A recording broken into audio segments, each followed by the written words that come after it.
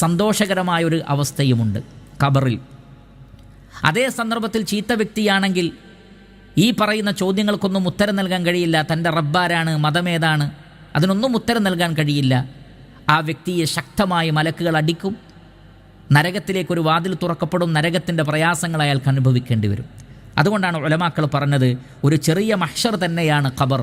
ഒരു വ്യക്തിയുടെ ഖിയാമത്ത് നാൾ മരണത്തോടുകൂടി ആരംഭിക്കുന്നു. എന്നിരിക്കെ പ്രിയപ്പെട്ട സഹോദരങ്ങളെ, എങ്ങനെയാണ് നമുക്ക് മരണത്തെ ഭയപ്പെടാതിരിക്കാൻ സാധിക്കുക? അല്ലാഹു സുബ്ഹാനഹു വ തആല തന്നെ പറയുന്നുണ്ടല്ലോ, അൽഹാകുമുത് തകാസുർ ഹത്താ സുർതുമുൽ മഖാബിർ. പരസ്പരം പെരുമ നടിക്കൽ നിങ്ങളെ അശ്രദ്ധയിലാക്കിയിരിക്കുന്നു.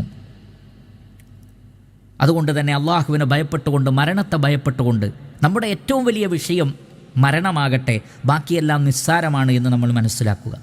അതേപോലെ തന്നെ മരണത്തിൻ്റെ മറ്റൊരു സിഫത്തായി പഠിപ്പിക്കപ്പെട്ടിട്ടുള്ളത് മരണത്തിനും മരണമുണ്ട് എന്നാണ്. മരണത്തിനും മരണം